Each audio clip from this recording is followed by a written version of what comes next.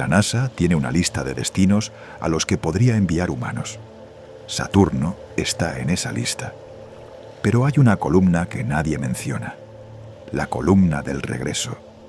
Y en el caso de Saturno, esa columna está en blanco. No porque no lo hayan pensado, sino porque los números no cuadran. Hoy vas a entender por qué Saturno es el destino más extremo del sistema solar. El único donde incluso llegar con vida no garantiza ningún regreso. Piénsalo un momento. Hemos mandado rovers a Marte. Hemos hablado de colonias lunares. Hemos soñado con terraformar planetas. Pero Saturno es diferente. No es un reto de ingeniería. No es un problema de presupuesto. Es un problema de física. Y la física, como vas a descubrir hoy, no negocia con nadie. Hoy vamos a hacer ese viaje, paso a paso. Y cuando terminemos, Saturno ya no te va a parecer una postal astronómica. Te va a parecer lo que realmente es: el lugar más definitivo del universo conocido. Pero antes de hablar del regreso, hablemos de llegar, porque la distancia hasta Saturno ya es, por sí sola, un problema sin solución fácil. Saturno orbita el Sol a una distancia media de 1.400 millones de kilómetros. 1.400 millones. Cuando lo miras con un telescopio, estás viendo luz que salió de allí hace más de 80 minutos. Si enviaras un mensaje diciendo «hemos llegado», tardaría más de 1 hora en alcanzar la Tierra, y la respuesta tardaría otra hora en volver. No existe conversación, solo ecos retrasados. Intenta visualizar esto de otra forma. Si pudieras conducir hasta Saturno a 100 kilómetros por hora sin detenerte jamás, tardarías más de 1.600 años en llegar. Más tiempo del que ha pasado desde la caída del Imperio Romano hasta hoy. Eso es la distancia. Pero aquí viene algo que casi nadie menciona. Voyager 1, la sonda más rápida que hemos lanzado jamás, tardó 4 años en llegar a Saturno. 4 años viajando a más de 56.000 kilómetros por hora. Y lleva 46 años viajando. Hoy está a más de 24.000 millones de kilómetros de la Tierra.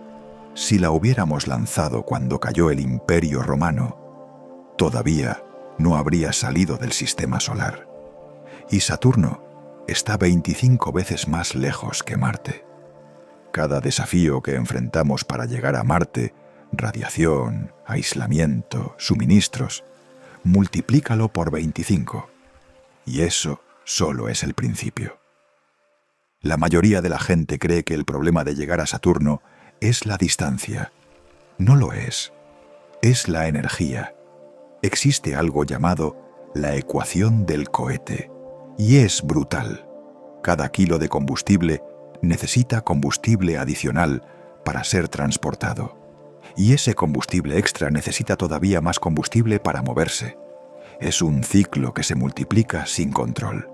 Necesitas combustible para acelerar, combustible para frenar al llegar, combustible para volver a acelerar hacia la Tierra y combustible para frenar cuando regreses. Y todo ese combustible de regreso debe viajar contigo desde el principio. La proporción combustible-carga útil se vuelve absurda. Para una misión tripulada realista a Saturno y de vuelta necesitarías una nave del tamaño de una ciudad o una tecnología que todavía no existe. ¿Y si usamos propulsión nuclear? Es la pregunta que te estás haciendo ahora mismo. Respuesta rápida. Sí, podría reducir el viaje a 2 o 3 años en lugar de 7. Pero el problema de la radiación se mantiene. La ecuación del cohete se mantiene. Y construir un reactor nuclear funcional en el espacio tiene sus propios problemas que todavía no hemos resuelto. El universo sigue sin negociar. Más allá del campo magnético de la Tierra, la radiación se dispara. En la Estación Espacial Internacional, los astronautas reciben unos 150 milisieverts al año. Es el límite que la NASA considera aceptable para sus astronautas de carrera. En un viaje a Saturno, esa cifra se dispara, entre 600 y 1000 milisieverts por año. Durante 7 años, esos son entre 4000 y 7000 milisieverts acumulados. El límite total de carrera de la NASA es 1000. Un solo viaje de ida y vuelta lo superaría hasta 7 veces. ¿Qué significa eso para el cuerpo? El ADN se daña de forma acumulativa. El riesgo de cáncer se multiplica. La función cognitiva se deteriora. La memoria falla. La capacidad de tomar decisiones disminuye. ¿Y el blindaje? Las partículas cósmicas son tan energéticas que atraviesan casi cualquier material. Paradójicamente, el blindaje grueso puede empeorar la situación. Al impactar genera lo que se llama radiación secundaria, como si intentaras protegerte de una bala con una pared de papel, que además explota. Para cuando llegues a Saturno después de 7 años de exposición, ya no serías el mismo, biológicamente hablando. La radiación no es el único problema. El espacio en sí mismo te destruye, aunque no haya ninguna partícula dañina cerca. En microgravedad, los huesos pierden entre un 1% y un 2% de densidad al mes. En 7 años podrías perder más del 80%. Tu esqueleto se volvería tan frágil como el de una persona de 100 años. El corazón se debilita porque ya no necesita bombear sangre contra la gravedad. Los músculos se atrofian aunque hagas ejercicio a diario. La vista se ve afectada por la presión de los fluidos en el cráneo. Varios astronautas de la ISS han vuelto con daño ocular permanente. Y ellos solo estuvieron 6 meses. El sistema inmunológico se debilita. Virus latentes que dormían en tu cuerpo pueden reactivarse. Herpes, varicela, patógenos que llevas contigo desde la infancia. Después de 7 años en el espacio profundo, el cuerpo humano estaría irreversiblemente transformado. Y ni siquiera hemos llegado todavía. Pero hay algo que nadie suele mencionar cuando habla de este viaje. Algo que no aparece en los papers científicos. Algo puramente humano. 7 años de viaje de ida significan que cuando llegas a Saturno, tus hijos tienen 7 años más. Tu madre puede haber muerto. Tu pareja ha seguido viviendo su vida. El mundo ha cambiado de gobierno, de tecnología, de cultura. Y en ese momento, flotando en órbita alrededor de un planeta que no puedes tocar, tienes que tomar la decisión. ¿Intento volver? Si lo intentas, llegarás a la Tierra 14 años después de haberte ido. 14 años. No es ciencia ficción. Es lo que cualquier astronauta candidato a esta misión tendría que firmar. Un contrato con el tiempo y con el olvido. Si esto te está dejando sin palabras, suscríbete y activa la campanita. En Cosmora hay mucho más esperándote. Ahora, sigamos. La luz tarda entre 70 y 90 minutos en viajar entre Saturno y la Tierra. Una conversación real implica más de 2 horas de espera entre pregunta y respuesta. En una emergencia médica estás solo. No hay ayuda en tiempo real. No hay rescate posible. Solo tú, una tripulación reducida y millones de kilómetros de vacío. La historia humana jamás ha probado un aislamiento tan prolongado y definitivo. Las expediciones antárticas más largas duran 1 año. Los submarinos nucleares 6 meses.